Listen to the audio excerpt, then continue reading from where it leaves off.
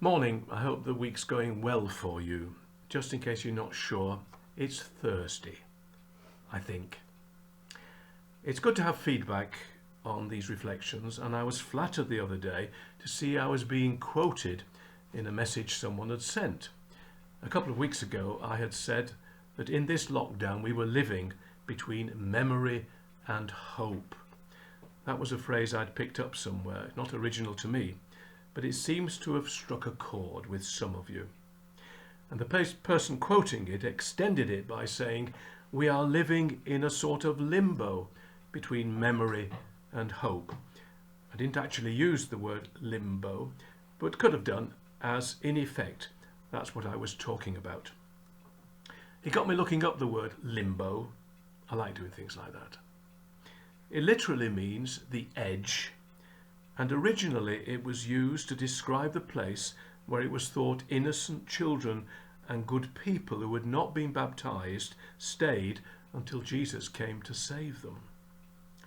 My dictionary says that this is now an antiquated theological construct. In other words, it's not used anymore in that sense, and I'm glad. But it is now often used to describe a time of uncertainty, awaiting a decision or resolution of some things. And a recent example of its use is about Liverpool Football Club. When the Premier League season was halted, they were miles ahead of anyone else, almost certain to be champions for the first time in about 30 years. But they're now in limbo as they wait for a decision about what's going to happen to the league. And we're all in a sort of limbo, uncertain, waiting, not exactly sure what to do next. And the effect of being in limbo can be to stymie us. Helen and I have a couple of trips planned in the summer, and we keep looking at the rules relating to accommodation and travel. Can we get refunds or vouchers? And the advice is usually wait. It's a bit irritating, but that's nothing compared to finding the limbo deeply depressing, even frightening. More than once in these reflections, I have mentioned young people who are not sure about their futures. This ought to be a time of hopefulness for them, and many do retain that perspective, but some are finding it beyond them. And this is a real time to support Phase, the Hitchin Churches Schools Worker Project, and its forum for those who work with children and young people, in our prayers and our financial giving.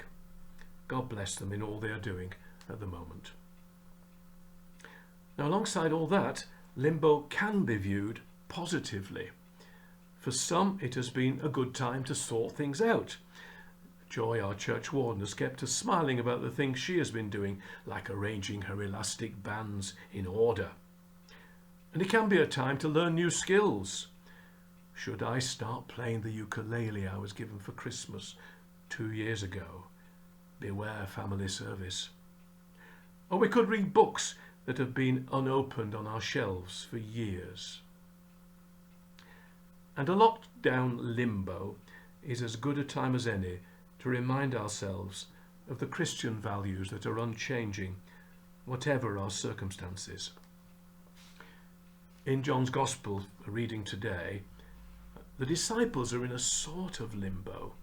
Jesus is still with them, but they can see the threatening clouds, and they know something is going to happen, but they don't know what. Listen to what Jesus says to them in these circumstances. It's John chapter 15, verses 9 to 11. As the Father has loved me, so I have loved you. Now remain in my love. If you obey my commands, you will remain in my love, just as I have obeyed my Father's commands and remain in his love. I have told you this so that my joy may be in you, and that your joy may be complete. In that limbo, Jesus speaks of love and joy, even joy in its fullness, complete joy.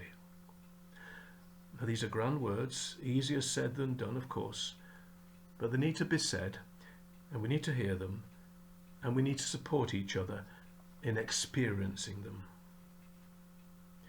One of the greatest hymns ever written emphasizes these themes, love and joy, and asks that we might receive them, especially when our hearts are trembling, including, we could say, in limbo, is Charles Wesley's Love Divine. Love divine, all loves excelling, joy of heaven to earth come down, fix in us thy humble dwelling, all thy faithful mercies crown. Jesu, thou art all compassion, pure unbounded love thou art. Visit us with thy salvation, enter every trembling heart. I hope those words, said or sung, can be an encouragement to you today. Amen.